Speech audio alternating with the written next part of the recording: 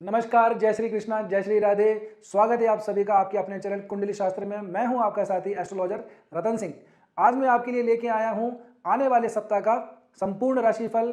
हर किसी राशि के ऊपर किस ग्रह का गोचर हुआ है, क्या फल उसका मिलने वाला है, किसकी किस्मत बदलने वाली है, किसके काम अटकने वाले हैं, ये सारा का सारा विश्लेषण आज हम करेंगे। आपकी राशि के ऊपर इन ग्रहों का, इन गोचरों का क्या प्रभाव पड़ने वाला है। एक मैं आपके लिए सरप्राइज भी लेके आया हूं। सरप्राइज ये है कि कैसे आप लोग अपनी कुंडली का फ्री एनालिसिस करवा सकते हैं हमारे द्वारा। ये मैं आपको बताऊंगा वीडियो के सबसे लास्ट में। जी हाँ, तो वीडियो को बिल्कुल भी स्किप मत कीजिएगा, आखिर तक जरूर देखिएगा। मीन राशि वालों के लिए कैसा रहने वाला है आने वाला सप्ताह। मीन राशि वालों के लिए एक एक करके देखेंगे। तो हेल्थ की दृष्टि से देखें तो केतु महाराज तो ठीक है, आप लोगों के कई दिनों से यहीं पे विराजित हैं, लेकिन आपके षष्ठेश जो सूर्य महाराज हैं, वो उनकी जो पीड़ा है ना, वो थोड़ी कम होती हुई नजर आ रही है। कैसे? क्योंकि शुक्र महाराज अपनी स्वराशि के अंदर जा चुके हैं, तुला राशि के अंदर। तुला राशि के अंदर जाते ही सूर्य महाराज के साथ में ये एक नीच भंग राजयोग बनाते हैं। जी हाँ, तो सूर्य महाराज यहाँ पे जो निर्बल अवस्था के अंदर बैठे थे, अब थोड़े से बल उनके अंदर आ गया है। शुभ ग्रह के साथ में बैठे हैं तो भी थोड़े से सहूलियत में है। हालांकि दोनों की शत्रुता है, बनती कुछ खास नहीं है इनके बीच में, लेकिन फिर भी आपको इस भाव से संबंधित जो नेगेटिव रिजल्ट देखने को मिल रहे थे, वो थोड़े से अब आप लोगों के ठीक होने जा रहे हैं। स्वास्थ्य की दृष्टि से अभी का जो समय है वो पिछले के मुकाबले थोड़ा सा सहूलियत भरा तो होगा, लेकिन फिर भी मैं आपको कहूँगा कि कुछ ज़्यादा ध्यान रखिए अपनी हड्डियों का, अपनी नसों का। सर्दी का मौसम है, खुश्की है, तो मालिश वगैरह ठीक से किया कीजिए। एक सरसों, क्योंकि ये देखिए वैसे भी आपकी राशि के ऊपर शनि महाराज अभी बैठे हुए हैं, तो सरसों का तेल, मैं पहले ही आप लोगों को आज उपाय बता रहा हूँ, सरसों का तेल ले लीजिए, थोड़ा सा उसको निवाया कर लीजिए और धूप में बैठ करके उसकी मालिश कीजिए। स्नान करने से पहले, आप नहाने से 2 घंटे पहले तेल की बढ़िया से मालिश कीजिए अपनी बॉडी के अंदर, एंड देन उसके बाद में वार्म वाटर से, गुनगुने पानी से नहा लीजिए। ये काम आप सप्ताह में 2 बार कीजिए। एक बार कीजिए आप शनिवार के दिन और एक बार कीजिए आप शुक्रवार के दिन।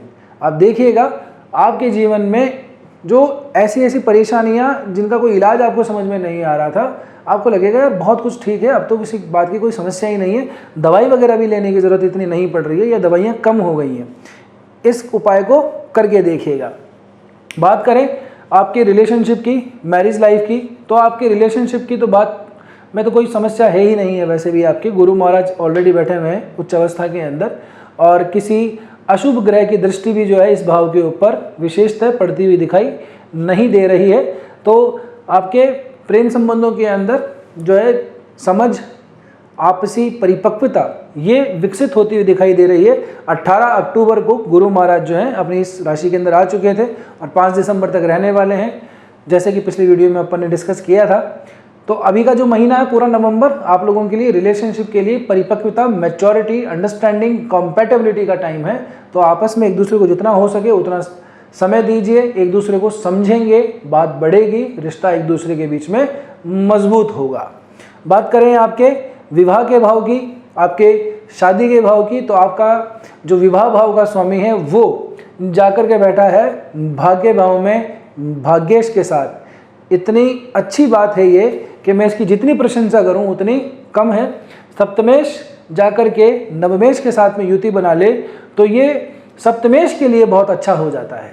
जी हाँ, तो आपके वैवाहिक जीवन के अंदर स्थिति बहुत ज़्यादा ठीक हो रही है, ठीक होने को है। अगर बिगड़ी हुई है तो ऐसा समझ लीजिए होने वाली है। हालांकि मंगल महाराज 27 तारीख को ही आपके यहाँ पे गोचर कर चुके हैं, तो अब तो आप लोगों को कोई समस्या नहीं है। जैसे जैसे समय निकलेगा वैसे वैसे आप लोगों के वैवाहिक जीवन के अंदर जो अंडरस्टैंडिंग है वो सब चीज़ें बढ़ती रहेंगी। बस एक चीज़ का स्पेशली ध्यान रखना है, क्या कि मंगल के साथ में युति होने की वजह से थोड़ा एरोगेंस आपके अंदर आ सकता है, थोड़ा सा ईगो आप में आ सकता है, एटीट्यूड आप लोगों को थोड़ा सा अलग लेवल का जा सकता है, और इस वजह से आप अपनी भाषा पे, अपनी वाणी पे नियंत्रण खो बैठें और कुछ ऐसा ना कर दें जिससे सामने वाले को बहुत ज़्यादा दुख प्राप्त हो, दुख महसूस हो, वो हर्ट नहीं हो जाए कहीं पे।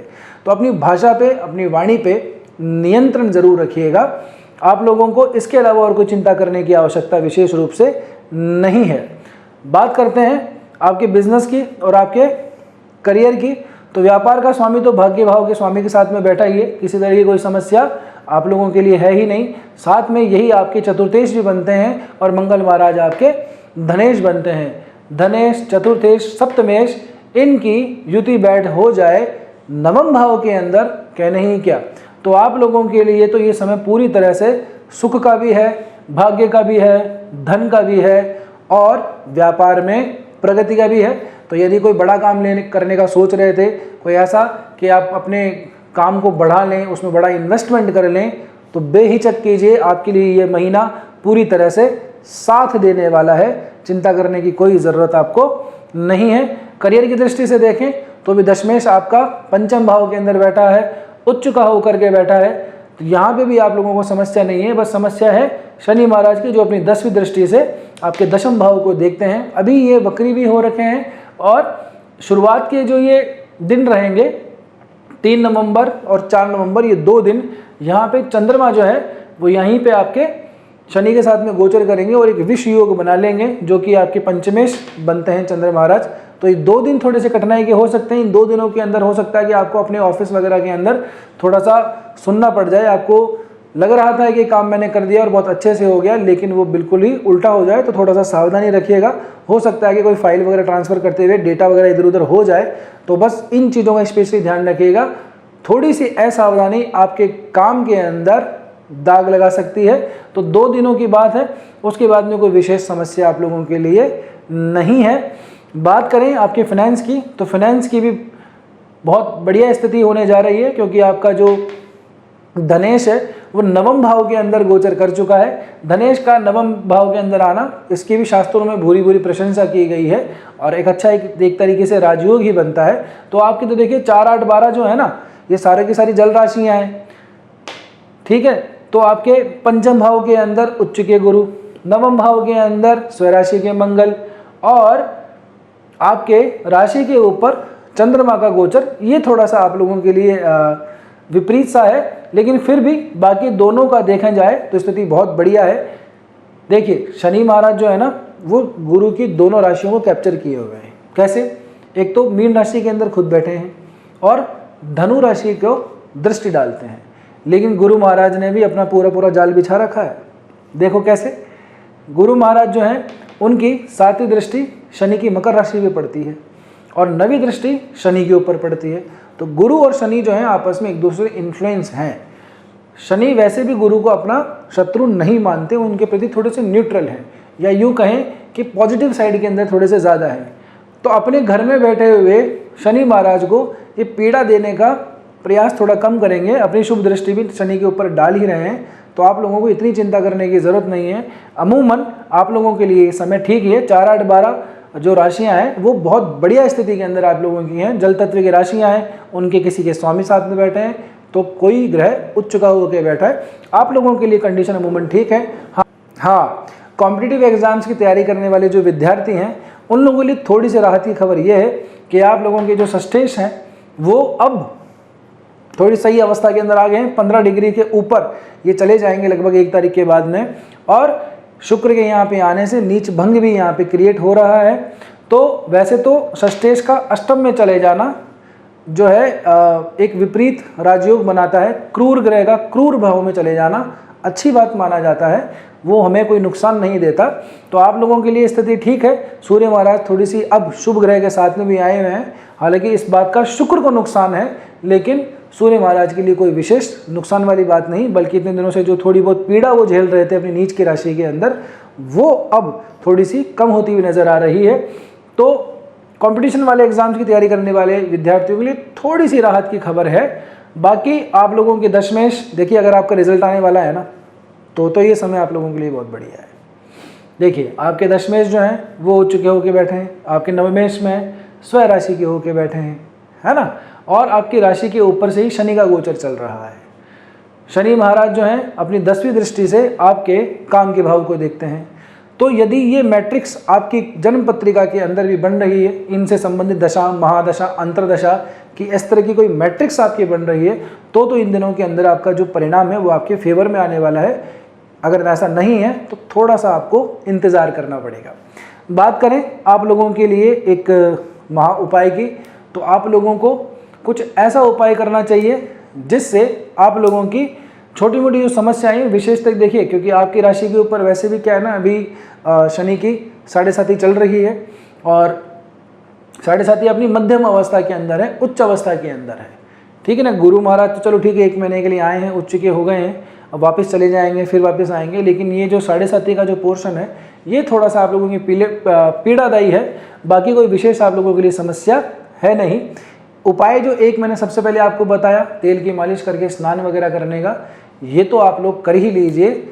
इसके अलावा आप लोग क्या कीजिए, केसर का जो तिलक है ना वो शिव जी के लगाना प्रारंभ कीजिए। यदि आप केसर नहीं अफोर्ड कर पा रहे हैं तो आप हल्दी को यूज़ कर लीजिए। बस हल्दी जो है वो शुद्ध होनी चाहिए, जो गांठ वाली हल्दी आती है ना उसको ले लीजिए, घर पे उसको क्रश कर लीजिए आराम से और एक छोटे से डब्बी के अंदर डाल लीजिए। यदि केसर अफोर्ड नहीं कर पाते हैं तो दूध के साथ में उस केसर को आप शिव जी के ऊपर श्रृंगार करना प्रारंभ कीजिए, या उसमें जो भी आपको आता है ओम या त्रिपुण जो भी आप बना सकते हैं वो सब बना सकते हैं आप आराम से। ये छोटा सा काम आप करना शुरू कर लीजिए। अब देखिएगा धीरे धीरे करते करते आपकी जो व्यवस्था है ना वो थोड़ी ठीक होने लगेगी, क्योंकि शनि को शिव मंदिर का द्वारपाल माना जाता है। हाँ, शनि महाराज शिव मंदिर के द्वारपाल हैं। तो आप जब शिव मंदिर में जाके भगवान भोलेनाथ की आराधना करेंगे तो फिर शनि भी एक जो है अपनी जो आपको पकड़ के रखे हुए हैं भी स्टीयरिंग को थोड़ा सा लूज कर देंगे और हो सकता है कि आप इनके प्रकोप से बच भी जाएं। बाकी आपकी पत्रिका देख के पता लगेगा। उम्मीद करता हूं आप सभी को ये वीडियो पसंद आया होगा। आपकी कुंडली के अंदर कौन से ग्रह कहाँ पे बैठे हुए हैं, क्या आपका लग्न है, किस ग्रह की महादशा चल रही है, किसकी अंतर्दशा चल रही है, कौन सा ग्रह कारक है, कौन सा ग्रह मारक है, इन तमाम चीज़ों को देखने के बाद ही कुंडली का सटीक विश्लेषण किया जा सकता है। तो यदि आप अपनी जन्म पत्रिका दिखाना चाहते हैं, अपनी कुंडली दिखाना चाहते हैं तो मेरे द्वारा आप विश्लेषण प्राप्त कर सकते हैं। बस नीचे दिए गए नंबरों पर आपको व्हाट्सअप कर देना है। हाँ, ये कंसल्टेशन पेड रहने वाला है। अब बात करते हैं जो मैंने प्रॉमिस आप लोगों को वीडियो की शुरुआत में किया था उसकी। आप लोगों को एक अच्छा सा कमेंट कर देना है कि आपको वीडियो कैसी लगी। चैनल को सब्सक्राइब करना बिल्कुल भी नहीं भूलना। हमारी टीम आपके उस कमेंट को सेलेक्ट करेगी और किसी एक व्यक्ति को फ़ोन किया जाएगा और फिर आपकी कुंडली का एनालिसिस किया जाएगा बिल्कुल फ्री में। ये बात एकदम प्रॉमिस वाली है, पक्के वादे वाली है।